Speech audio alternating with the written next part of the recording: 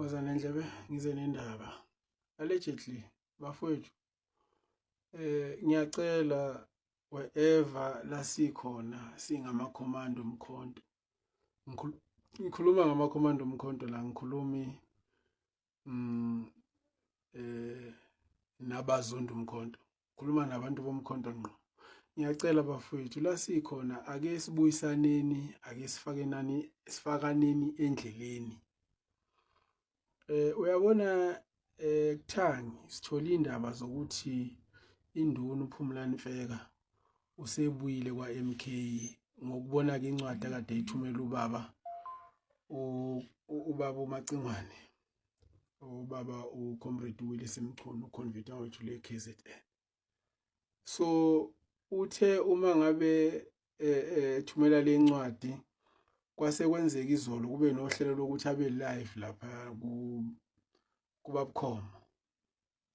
Nokwenzekile ke ngiyajabula kakhulu ukuthi ubabukhoma wenze sure ukuthi uyamprotector induna laphana uMfeka, ngoba kukhona abantu abangene lapha ku live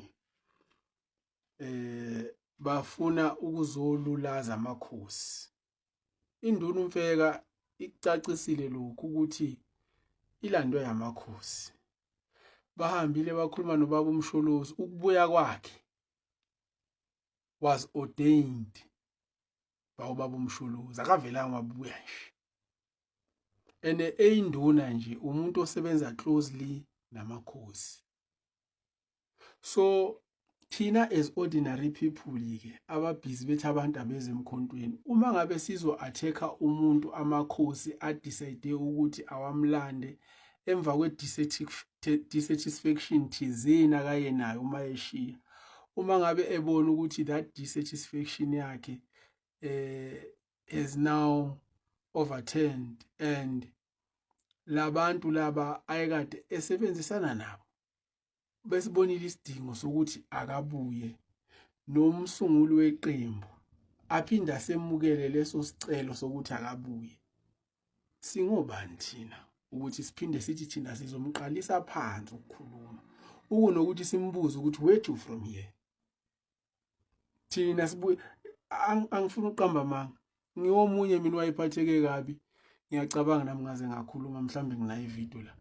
Yazi ngaphathwa yini kabi kakhulu, ngathi mangingena lapha ku Facebook ngahlangana ama post welinye comrade la ngalo kwaGogo esilaziyo ke KZN abathi sizophila Mkhize. Uyazi ukuthi lapha ngaze ngabuzwa ama credentials ami, okusho ukuthi mina I don't need to say anything ngalolu yadaba lwenduna yethu uMfeka, because I don't have credentials.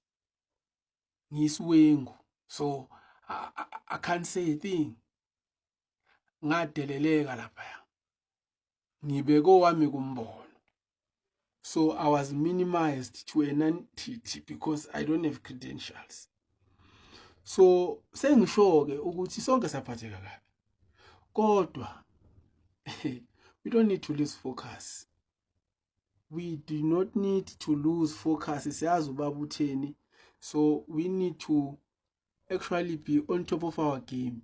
Kumele uma ngabe ukuthi umuntu onjengenduna uMfeka ubesekhulume kanje waphuma, uma ngabe ebuya siphinde simamukele sigijime naye same time, because isikhathi asinaso. So uma ngabe kuzoqhamuka abantu ke abazobuza imibuzo ekhombisa i-division, because imibuzo eminye uyayibona ukuthi ikhombisa ukudefenda, kunabantu abamile la emkhontweni bamele nje ukudefenda somebody oyedwa nje. Lo muntu right wrong, they defend that person, but other people akumele kube khona into abazoyisho, because they will not defend them. Instead they will cast them out, because labo bantu labo abafanele bona ukuthi badefendeke. So ibhlungu le nto bafethu, asiyekeni emkhontweni. Emkhontweni sohlanganisa abantu, asiyeke lento ukuthi sifuna ukuhlukanisa abantu.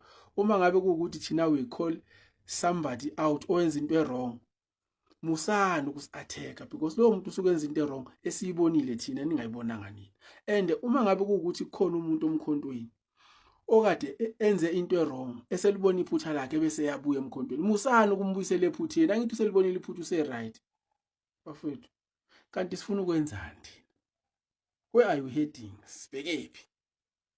Iyekeni leyo nto bafethu, ayikho right. Ngiyabonga nje ubaba Khoma ukuthi ukwazile ukuma athi this is my ground. Uyabo?